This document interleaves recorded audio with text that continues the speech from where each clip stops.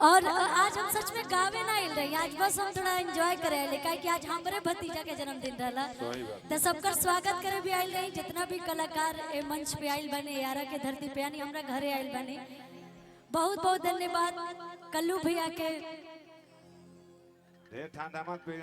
और तमाम बहुत सारा कलाकार है। रंजीत सिंह सर आइल बने, हमार सूरज दोस्त बहुत अच्छा राइटर, आंसू बाबा, प्रियांशु सर, टिंकू सर, सुखदयाल भैया, निक्की निहाल भैया, बहुत सारा लोग है जहाँ आइल बा, बहुत लोग गई आवत जात बाटे, तो बहुत बहुत धन्यवाद। और देखिए अभी तक की सुतल रहे लेकिन जब हमार बार आई तो उठ गई। अब यही से पर पता चला था कि बुआ भतीजा के प्यार कितना बाटे है ना। तो सोहर गाई जब हम तब मजा आई, काहे कि सोहर के मजा तब आई जब भतीजा हमारा पास बा, भौजाई हमारे सामने। और भैया कहाँ गए?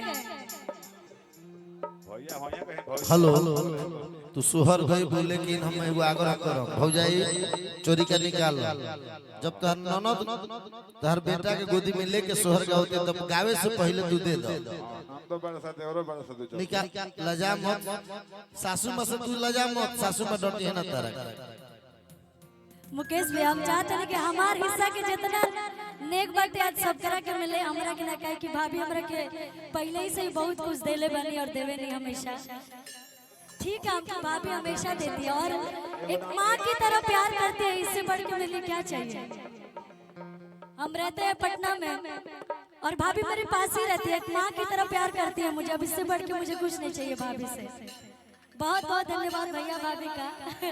और सुनत आज रोवत नहीं खेल नहीं को सब लोग इसको सब नाम से बुलाते हैं लेकिन मैं इसको लड्डू बुलाती हूँ, ये मेरा लड्डू है। तो ज्यादा समय ना ले, हम चाहें कि भैया डी करिए तो एक बार डी कर लीजिए जी।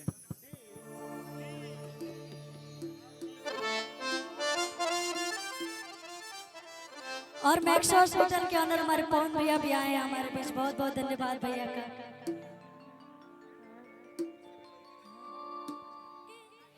कि अंगना में रेडियो तू रूप वीडियो और ई हम ना कहतनी, ई भाभी कहतनी भैया के कि अंगना में रेडियो तू रूप वीडियो अच्छा तब बच्चों न बनवा दे राजा जी। हाय हाय ये चोंगा है कि हमरा बबुआ न सोहर का दे राजा जी।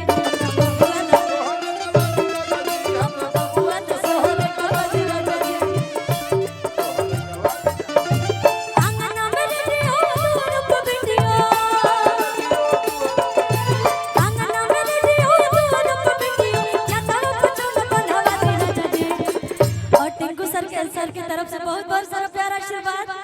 ये हमारे सुखदयाल भैया है कि हमरा बबुआ न सोहर का पति हमरा बबुआ न सोहर का पति हमरा बबुआ न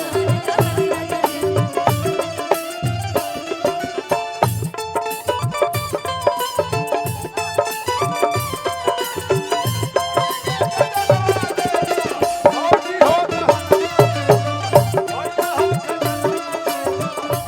का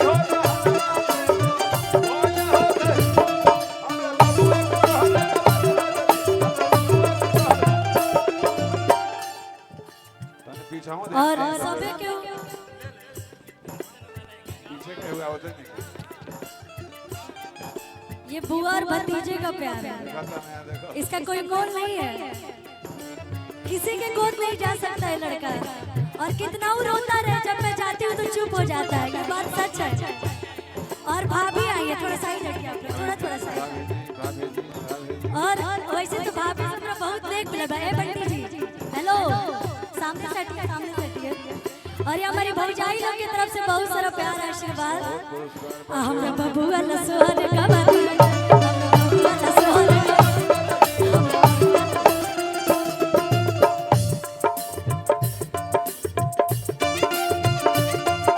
क्या बात है। आज के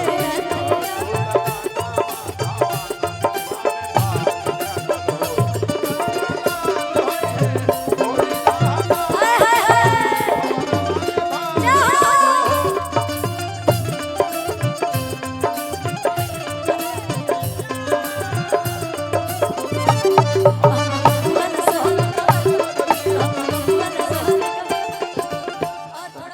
आ जाए सब है।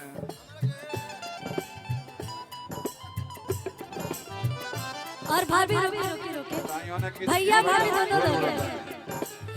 और भैया भाभी से मुझे बहुत प्यार, बहुत मतलब कहने को तो भाई भौजाई है, लेकिन माँ बाप से कम प्यार नहीं देते मुझे। यही पे एगो लाइन बड़ी सुंदर कहल गई, कहे के बा मम्मी के बोला दे और पापा के बोला दे, मम्मी के बोला दे और पापा के बोला दे। आए जितना गोटी वाला नोट धैल बात सब उड़े के चाहिए। ये मामा है, बबुआ के मामा है, मामा जी लोग भी यहाँ पे आए हैं।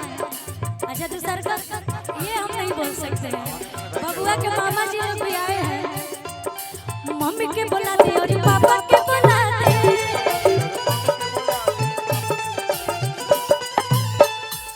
भाभी आप भी आइए, आगे आइए। अधोइल गोटी वाला नोट सब उड़ा दे राजा जी। और थोड़ा थोड़ा आप लोगों को ठुमका लगना चाहिए मेरे साथ। तो भाभी भाभी को तो हम डांस कराएंगे। हमरा बबुआ ला सोहर गवा दे, हमरा बबुआ ला सोहर गवा दे।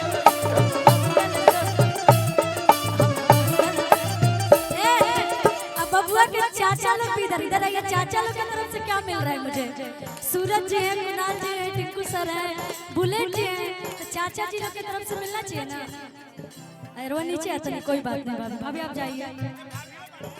भाभी को जाने दीजिए अभी। बबुआ के ये सब चाचा है, आप लोग थोड़ा देख लीजिएगा।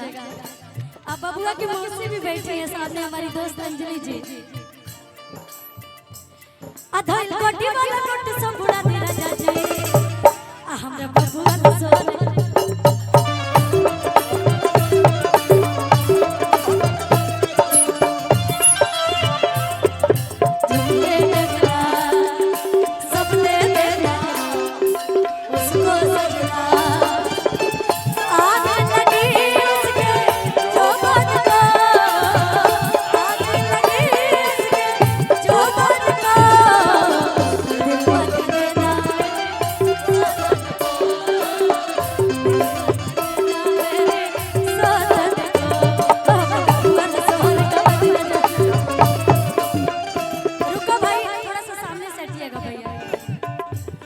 जितना चाचा लोग हैं तो सब चाचा अपन अपन चाची लेके आओ लोग जाके ले एंट्री नहीं की।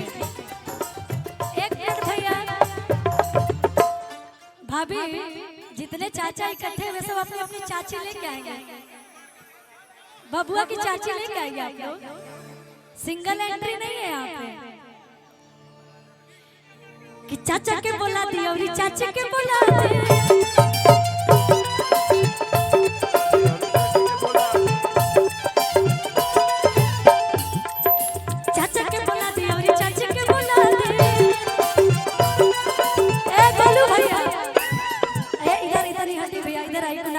अरे कुणाल जी इधर आइए ना। ये रहे बबुआ के चाचा और ये रही चाची। बबुआ के चाचा चाची आ गए हैं, चाची हैं। बबुआ के तने मौसी आई बैठ कि चाचा के बोला दे और चाची के बोला दे।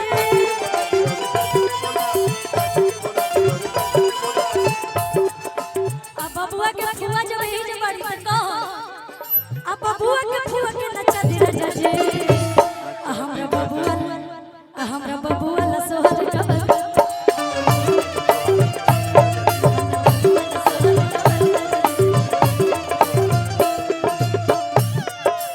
नहीं भैया, ए गोलू भैया, हाय बजा दे। यही में ओहो मेरी जलती जवानी तड़पे, वादा न दो, वादा न दो, वादा न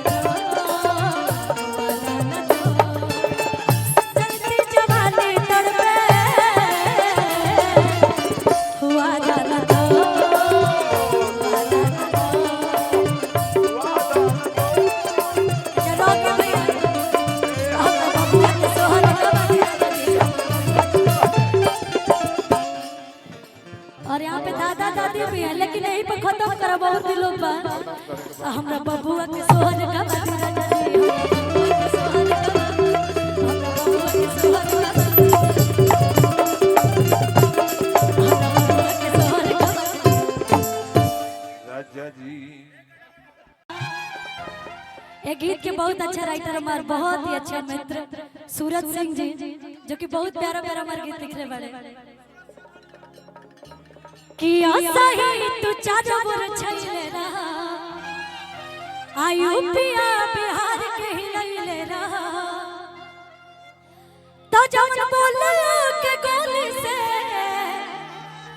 अरे मारत चला राजा रंगदार तू झारत चला जिला में गरदा का भारत चला राजा रंगदार तू झारत चला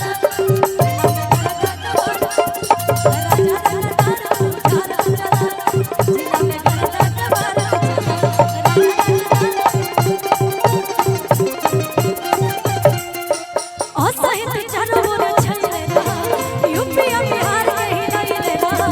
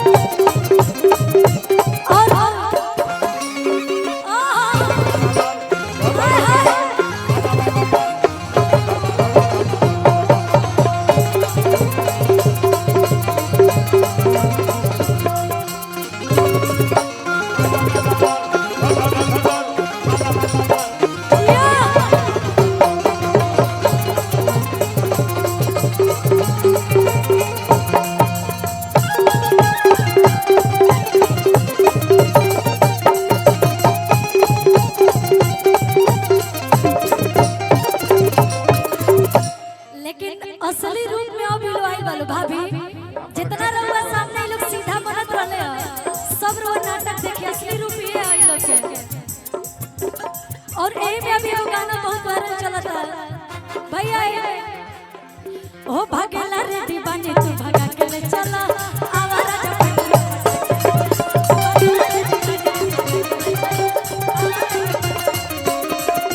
ए जान धीरे धीरे आज बढ़ जाता तोरा से हमरे को बोल दूरी ना सहाता ए जान अब धीरे धीरे आज बढ़ जाता तोरा से हमरे को बोल दूरी ना सहाता कि चला अब जाना आ मंदिर में शादी कला कि चला जानवा में आ मंदिर में शादी कला कहने वालों तभी लोग कहत हम कहतनी कि भागेला रे दीवानी तू भागा के ले चला आया वाला जो पटा पटा के ले